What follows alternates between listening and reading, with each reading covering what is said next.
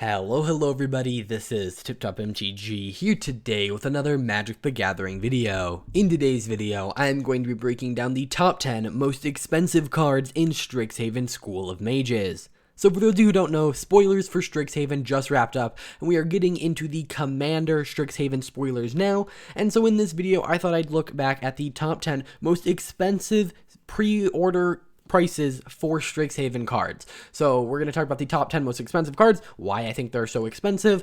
Before we jump into this, I do have to give you some information. First off, this video is being filmed in early April, meaning that if you are watching this at a later time, prices have probably either fallen or dropped, or, maybe a card comes into presence in the meta and it shoots up, or maybe a card that was super hyped up doesn't see any play and it'll drop.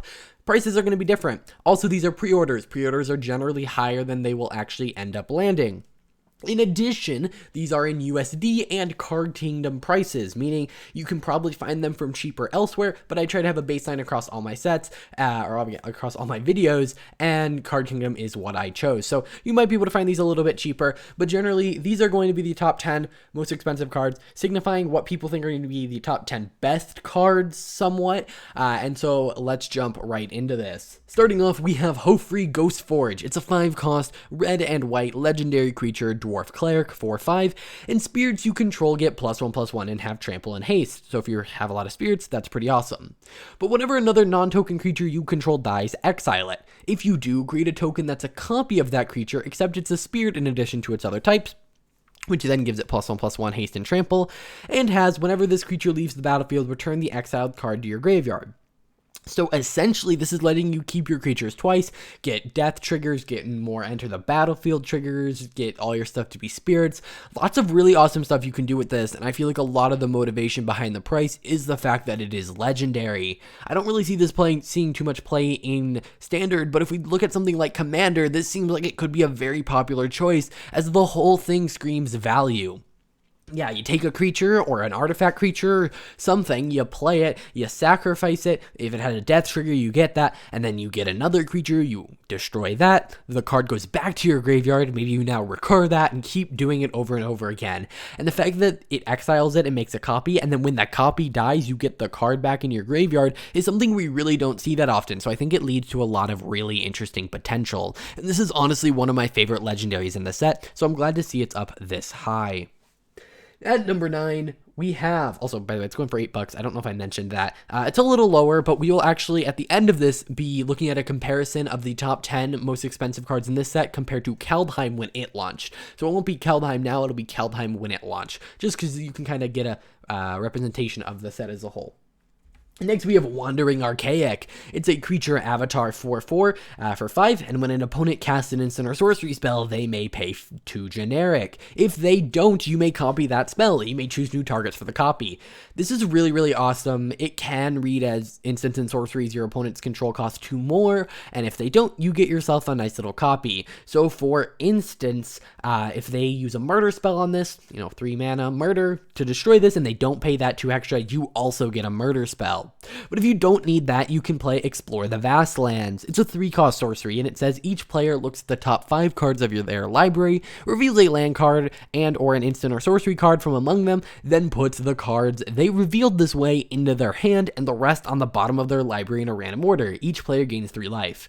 Remember, that is each player, so you're kind of doing this symmetrical effect. So really, you're playing this for the front, and if you need a land really, really badly, or you're looking for something very specific and Wandering Archaic just isn't doing it for you, you can cast the back. So I pretty much see the back as you're not playing it for this card, you're playing it for another reason, unless you're maybe playing this in a group hug style of deck, in which case you might be able to get away with that. But yeah, it's going for about $10.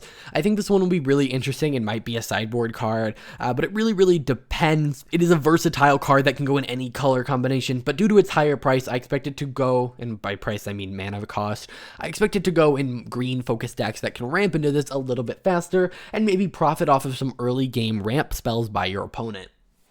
Next we have number 8. It is Mila, Crafty Companion, and Luca, Wayward Bonder. Alright, this is a lot of text, so let's jump into this. Mila is a 3-cost 2/3 legendary creature fox, and whenever an opponent attacks one or more planeswalkers you control, put a loyalty counter on each planeswalker you control. Interesting effect we've really never seen before that kind of doesn't stop your opponent from attacking your planeswalkers, but means that they have to attack with something that's at least bigger than 1 cost, and if they do attack and you manage to stop them from taking damage, they can actually be helping you get to their ult. And then it says, whenever a permanent you control becomes the target of a spell or ability an opponent controls, you may draw a card.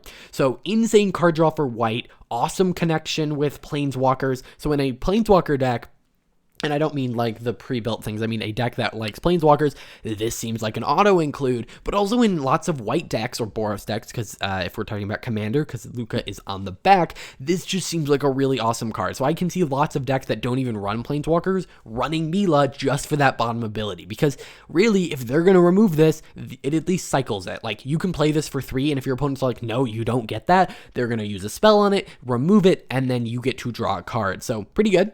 And then Luca, Wayward Bonder. It's a 6-cost red legendary planeswalker Luca, 5 loyalty. You can +1 to discard a card, and if you do, you draw a card. If a creature card was discarded this way, draw 2 cards instead. He's really always cared about creatures, and so it is a little weird having planeswalker synergy on the front and then creature synergy on the back, and I get that that makes sense for Luca. It's the connection between planeswalkers and creatures, but from a gameplay perspective, if I'm playing this in a planeswalker deck because of Mila, Luca's +1's a little weird because planeswalker decks often don't run creatures so that they can run lots of board wipes.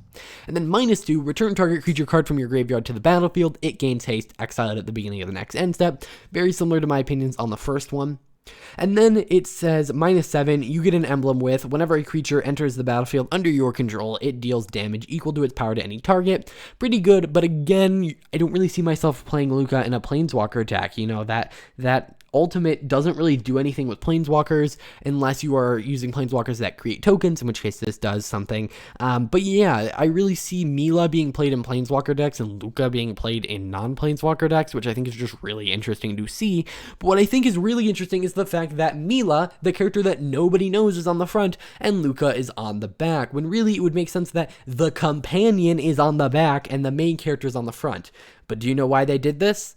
It's so it can be a commander. They do not print the words, this spell can be your this card can be your commander on planeswalkers in standard. But what they did with Valky and Tybalt is they let it be legal as a commander by having the front be a legendary creature. For instance, Will and Rowan aren't legal as commanders, but this is, because technically your commander is Mila, but you can play Luca. So I think we're going to see a lot of modal double face cards where there are planeswalkers on the back and creatures on the front, because it means those planeswalkers can be your commander. So it's a really stealthy way of doing it, and it wouldn't surprise me. I mean, maybe it would surprise me if the price goes up, but I think that contributes to a lot of it, is that this is a planeswalker that can be your commander. Either way, let's get through this a little bit faster. Number 7, Galazeth Prismari. It's a 4-cost blue and red legendary creature Elder Dragon, 3/4 with flying, and when it enters the battlefield, you create a treasure token. And then it says, artifacts you control have, tap, add 1 mana of any color. Spend this mana only to cast an instant or sorcery spell. So it's turning all your artifacts, and specifically treasure tokens, not specifically, but including treasure tokens, into kind of permanent ramp for big spells. It's really awesome in Commander. I've already messed around with it with some online simulators, and it's been really, really awesome.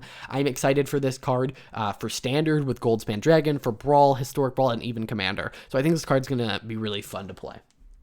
Number 6, we have Shadrix Silver Quill. It is a 5-cost white and black legendary creature Elder Dragon. It's a 2/5 with flying and double strike. At the beginning of combat on your turn, you may choose 2. Each mode must target a different player. Target player creates a 2/1 white and black inkling creature token with flying. Target player draws a card and loses 1 life, or target player puts a +1/+1 counter on each creature they control. So those are all really big effects. However, you have to target your opponent with one of them. So in a multiplayer format, this is going to be a much better card where you can make a friend with this. In a 1v1, I really see this being kind of useless.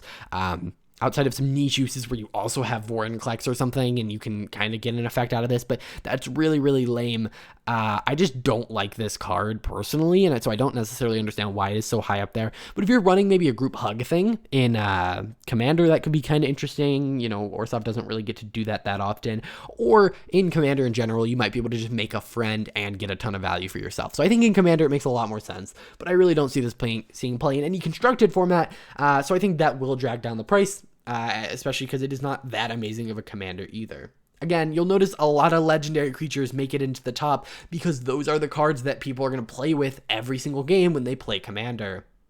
Next, we have Rowan and Will, Scholar of Sparks and Frost. A lot of text, so let's jump into this. It's a 3-cost red legendary planeswalker Rowan, 2 loyalty. Instants and sorcery spells you cast cost 1 less to cast. They both have that passive. Then Rowan's +1 says it deals 1 damage to each opponent, and if you've drawn 3 or more cards this turn, she deals 3 damage to each opponent.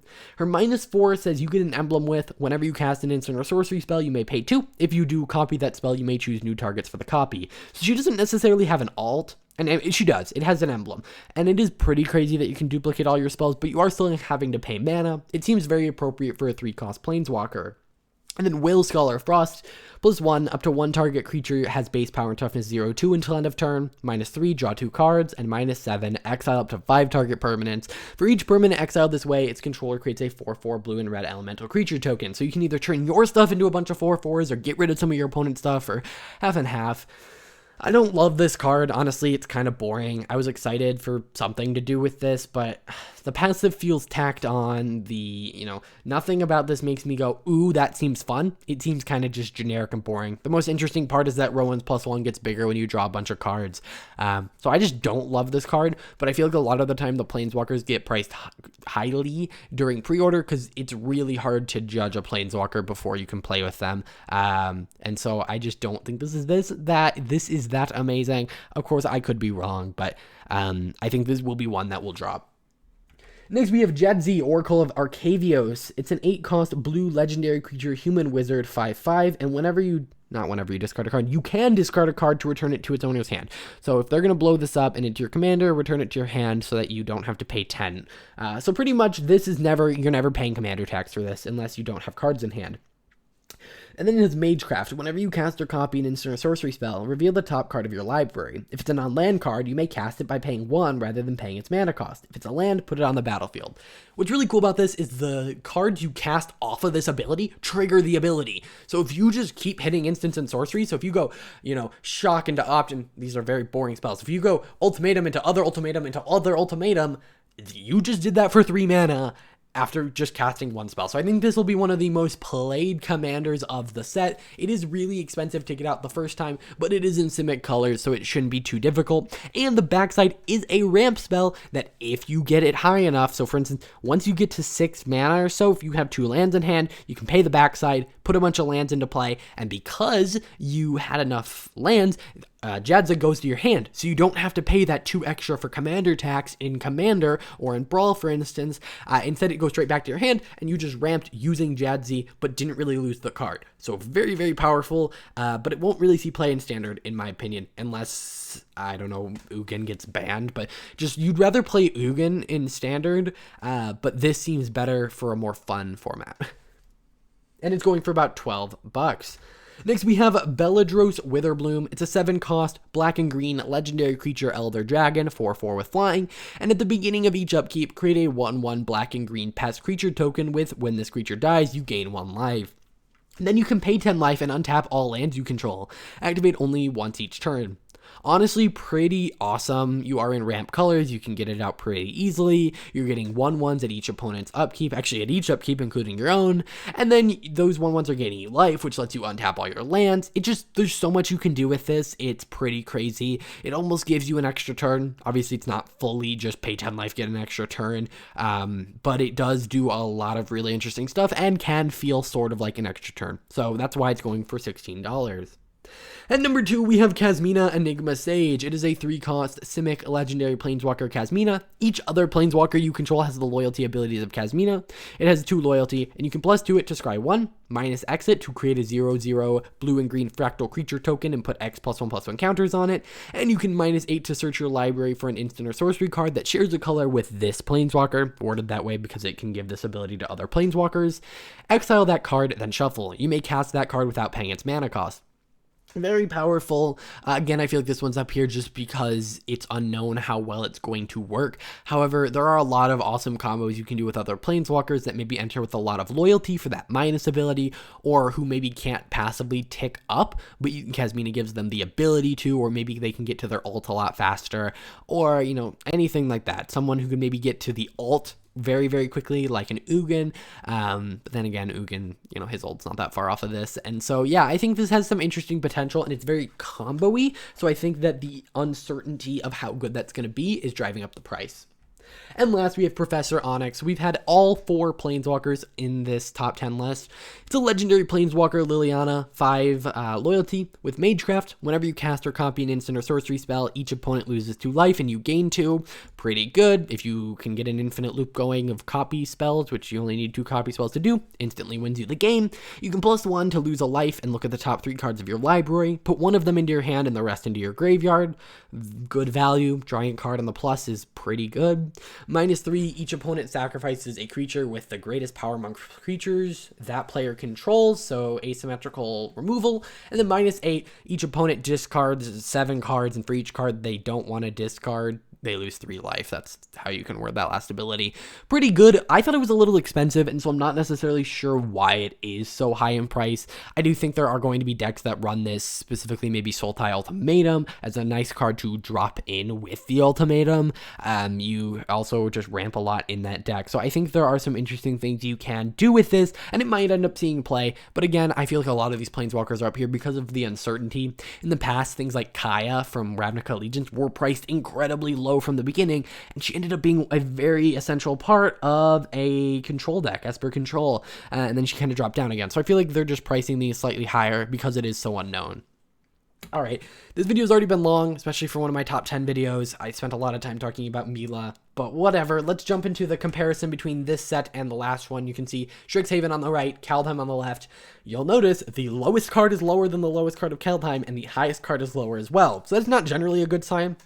But if there is a bigger grouping towards the top, that's generally good, but that's not really what's happening here. I mean, there are no spots in this where the Strixhaven card is higher than the Kaldheim card. And I filmed these around the same time for both, like a couple days after spoilers finished. So it's very interesting. Now, comparing what's, you know, expensive now for Kaldheim is another story, and I might do a video covering that. But yeah, it looks like Strixhaven is going to be slightly less valuable, except for the fact that we have Mystical Archives. So you guys should check out my other video where I talk about the top 10 most expensive ones of those. I think because of that, Strixhaven is the more valuable set to open, because there are some really big bombs in that Mystical Archive slot. But just looking at the standard cards, they are technically not as impressive. Either way, if you enjoyed this, also really quickly, before I jump into this, there are, I don't want to say a lot more, because looking at the other one, you know, there's a lot of mythics on the list, and there normally is, but looking at the difference, I mean, Wandering Archaic might be the only rare on this list for this. Everything else is mythic. Going over to the other one, In Search of Greatness is a rare, and that actually might be it as well. So yeah, the both lists were dominated by mythics here, which makes sense. They are the rarest, and actually they're in the same slot for the same price. So that's kind of interesting to notice. Either way, if you guys enjoyed this video, hit that like button. Again, check out my other video covering the Mystical Archive cards if you enjoyed. Again, I think I've said this 3 times. Hit the like button, subscribe to stay up to date with everything. I will see you in the next one. Bye.